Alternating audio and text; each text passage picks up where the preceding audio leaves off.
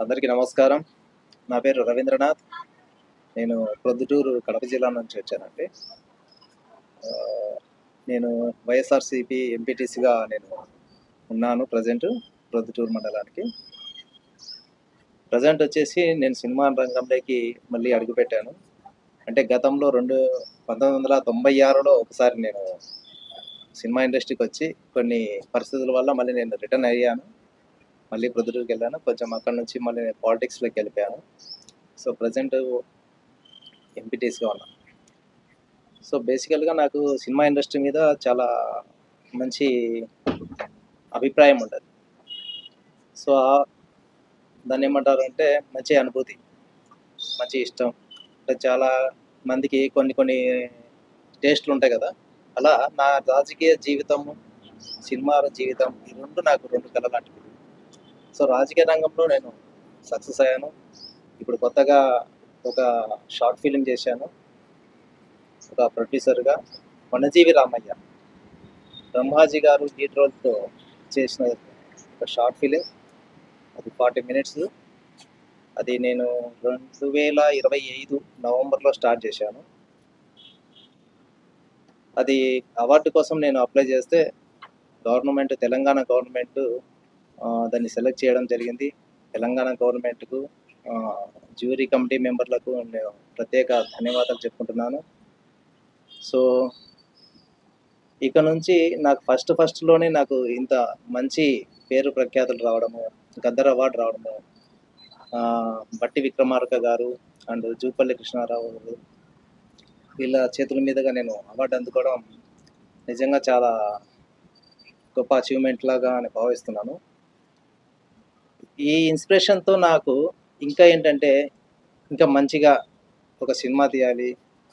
ఫర్దర్‌లో కూడా నేను ఒక మంచి పొజిషన్‌కి రావాలి అనేది నా కోరిక.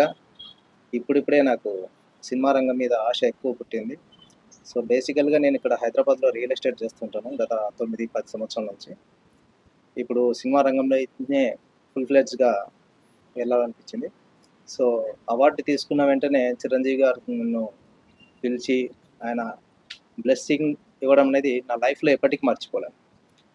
గతంలో ఆయనను 2004 సంవత్సరంలో కలిసినప్పుడు ఆయన ఎలా ఉండేవాడో ఇప్పటికీ అదే సింప్లిసిటీగా ఉండడం అనేది నిజంగా ఆయన నుంచి నేను చాలా అంటే చాలా నేర్చుకున్నాను. ఎందుకొచ్చిందో తెలీదు గానీ నా నోట్లోంచి ఒక మాట అన్నాను. అన్నయ్య మీతో నేను 2029లో 'ఠాగూర్' లాంటి ఒక మూవీ తీయాలని కోరిక ఉంది. దానికి నేను ప్రిపేర్ అవుతున్నాను అంటే, ఆయన చాలా మంచి మనసుతో ఆశీర్వదించారండి. నిజంగా ఆ స్థాయిలో ఉన్న వ్యక్తి ఖచ్చితంగా జరిగి తీరుతుంది. నువ్వు గట్టిగా అనుకో. ఖచ్చితంగా చేద్దాం అన్నాడంటే, నిజంగా అది దేవుడి దయ. అది ఖచ్చితంగా నెరవేరుతుందని నేను ఆశిస్తున్నాను. ఆ ప్రయత్నం ఆ విధంగానే నేను ముందుకెళ్తున్నా. సో, నాకు ఈ ఇండస్ట్రీలో ఇద్దరు ఇన్స్పిరేషన్ అండి ప్రొడ్యూసర్ పరంగా. ఒకరు బండ్ల గణేష్ గారు, సెకండు ఇప్పుడు 'దిల్ రాజు' గారు. వీళ్ళిద్దరి ఇన్స్పిరేషన్‌తో నేను ముందుకెళ్తున్నాను. అంటే మనము ఒక అడుగు ముందుకేస్తే గాని తెలీదు. మనం ఎంత సక్సెస్ అవుతామా లేదా అనేది. ఏమి వేయకుండానే అమ్మో! అందులో సక్సెస్ అవుతామా లేదా అనే మీమాంసంతో వెనుకడుగు వేయకుండా ఆహ్, ఒక గట్టి ఆశయంతో ముందుకు అడుగేస్తున్నాను. నెక్స్ట్ 2026 సెప్టెంబర్ ఆ టైంలో నేనింకా నెక్స్ట్ ఫిల్మ్ గూడా ఒకటి స్టార్ట్ చేస్తున్నాను. సో, అది ఫిబ్రవరి ఆర్ మార్చ్‌కి రిలీజ్‌కు ప్లానింగ్ ఉంది. ఆ వివరాలు కూడా నేను తొందరలోనే మీకు అందజేస్తాను. సార్ ఈ ఇండస్ట్రీ నుంచి మీకు గ్యాప్ ఎందుకొచ్చింది సార్? అంటే ఏ విధమైన ఇబ్బందులేమన్నా ఎదుర్కొన్నారా? ఇబ్బందులు అనేం లేదండి. నాకప్పుడు చిన్న వయస్సు కొద్దిగా. అప్పుడు ఫస్ట్ ఫిల్ము నేను 'ఆవారగాడు' అనే సినిమాలో డైరెక్షన్ డిపార్ట్‌మెంట్‌లో నేను చేశాను. సో, అది ఆలీ గారు హీరో. డైరెక్టర్ వేమిగంటి గారు. సో, తర్వాత నాకేంటంటే ఇక్కడ కొద్దిగా సరైన ఆహ్, పరిచయాలు లేవు సరిగ్గా. ఎవరిని ఎలా అప్రోచ్ అవ్వాలనేది దానికి వే ఆఫ్ నాకు లేదు. సో, కొంతకాలం వెయిట్ చేశాను. కాదు మనకిక్కడ సెట్ అవ్వలేమని చెప్పేసి మళ్ళీ నేను ఊరికెళ్ళిపోవడం జరిగింది. ఒక 3, 4 ఇయర్స్ తర్వాత నేను మళ్ళీ వైఎస్ రాజశేఖర రెడ్డి గారు పాదయాత్ర చేయడం వల్ల నాకు కొద్దిగా ఇన్స్పిరేషన్‌గా అనిపించింది. అంటే ప్రజాసేవ చేయాలని ఒక ఆకాంక్ష నాలో ఎక్కువ నేర్పడింది. సో దానికి తగ్గట్టు 2003 నుంచి నేను 2004, 5 ఇట్లా బ్యాక్ ఎండ్ నుంచి పాలిటిక్స్లో ఉంటున్నాను. ఆ పాలిటిక్స్లో కాంగ్రెస్ పార్టీ నుంచి కొంచెం చిన్న చిన్న పదవులు స్వీకరించాను. దాని తర్వాత నేను బిజినెస్ చేసుకుంటున్నాను అక్కడ. సో 2009లో డాక్టర్ వైఎస్ రాజశేఖర రెడ్డి గారు చనిపోవడం వల్ల సో కొంచెం బాధల్లో ఉండింది. 2010లో వైఎస్ జగన్మోహన్ రెడ్డి గారు ఆ కాంగ్రెస్ పార్టీ నుంచి బయటికి రావడము, 11లో ఆయన పార్టీ పెట్టడము, ఇక నేను పూర్తిగా రాజకీయాల్లో దాంట్లోనే కంటిన్యూ సాగడం, అక్కడ నుంచి నేటి వరకు కూడా పార్టీలో కొనసాగుతున్నాను. సో నన్ను గుర్తించి, నా సేవలు గుర్తించి వైఎస్ జగన్మోహన్ రెడ్డి గారు నాకు 3-4 పదవులు ఇచ్చాడు. ప్రజెంట్ ఇప్పుడు నేను ఎంపీటీస్గా ఉంటున్నాను. సో ఈ ఎంపీటీస్గా ఉంటున్న టైంలోనే కొద్దిగా ఇక్కడ నాకు ఒక మిత్రుడు ఒక చిన్న చిన్న అవకాశాలు ఉన్నాయి, మనం చేద్దాము, ట్రై చేద్దాం, ఒక ఫిలిం తీద్దాము అని అంటే సరే అని చెప్పేసి నేను రావడం జరిగింది. ఇప్పుడున్న ఇండస్ట్రీలో పరిస్థితి కష్టంగా ఉంది. ఎవరైనా చిన్న ప్రొడ్యూసర్ అయినా సరే వాళ్ళు సినిమా తీసినా వాళ్ళకి రిలీజ్ చేయడానికి చాలా కష్టంగా ఉంది. ఎస్ సో అటువంటి పరిస్థితుల్లో మీరు మళ్ళా రీఎంట్రీ ఇచ్చి సినిమా తీయాలని వస్తున్నారు. ఎస్ సో దాన్ని మీరేమంటారు? యా ఇది చాలా మంచి క్వశ్చన్ అండి. అంటే డబ్బులు ఉన్నాయి, సినిమా తీస్తాము, అయిపోతుంది. ఆ తర్వాత రిలీజింగ్, దాని ప్రొడక్షన్స్, ప్రీ ప్రొడక్షన్, పబ్లిసిటీ ఇదంతా తీసుకొని థియేటర్లకు రిలీజ్ చేయడం అనేది చాలా కత్తి మీద సాము లాంటిదండి. దీన్ని నేను ఎందుకు టైం తీసుకుంటానంటే దీని మీద నేను కొద్దిగా స్టడీ చేస్తున్నాను. సో ఒకసారి దిల్ రాజు గారిని కూడా కలిశాను. ఆయన నా అభిప్రాయం చెప్తే ఒకసారి మళ్ళీ కలుద్దామండి, తప్పకుండా మాట్లాడదాం అన్నారు.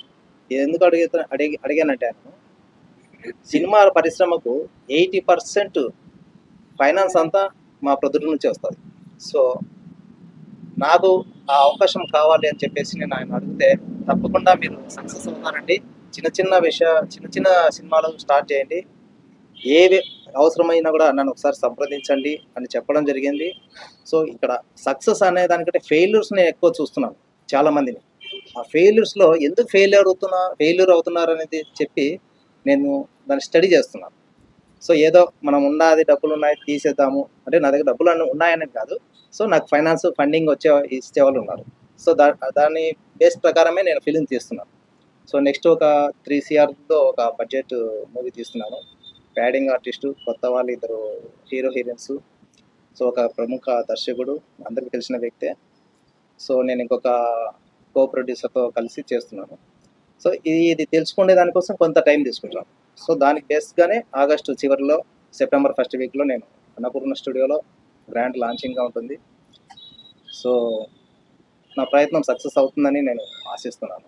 సో ఇప్పుడు దాకా ఎన్ని కథలు ఉన్నారు సార్? దాంట్లో మీకు బాగా ఎక్సైట్ అయిన కథలు ఏం చేయబోతున్నారు?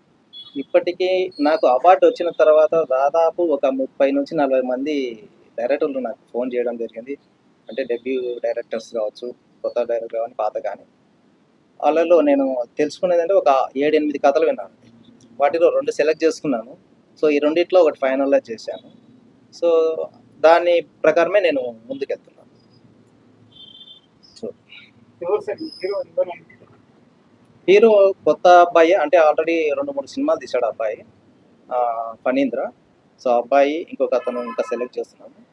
సో ప్యాడింగ్ అంతా వచ్చేసి రాజీవ్ కనకాల గారు, మురళీ శర్మ గారు, మన రావు రమేష్ గారు, నాగమహేష్ గారు, ఇట్లా ఉన్నారండి. హీరో హీరోయిన్స్ మాత్రమే కొత్త వాళ్ళు. దీన్ని గోస్ట్ ఫిలిం, క్రైమ్ థ్రిల్లర్గా. ఆ గోస్ట్ అనే లీడ్ రోలే మెయిన్ ఇంపార్టెంట్. దానికి ఒక మంచి నౌన్ పర్సన్నే సెలెక్ట్ చేయాలని ఉన్నాం. సో 2-3 ఆలోచిస్తున్నాం. అది అమలా పాల్ కావచ్చు, లేదంటే ధన్యా బాలకృష్ణ కావచ్చు, ఇట్లా ఇంకా మేము డిసైడ్ కాలేదు, జస్ట్ చెప్తున్నాం మీకు. అది అంటే వేరే చిరంజీవి గారు కాకుండా వేరే పెద్ద హీరో కానీ, కూర్చున్న యూత్ హీరోస్ కానీ వెళ్ళి కథలు చెప్పడం కానీ చెప్పడం జరిగింది? లేదండి. నాకు ఏంటంటే మా రాజకీయ జీవితంలో నా గురువు గారు రాచమల్లి ప్రసాద్ రెడ్డి, మా ఎమ్మెల్యే గారు, ఆయన దగ్గర నేను నేర్చుకునేదంటే ఏదైనా కొడితే పెద్దగానే కొట్టాలి.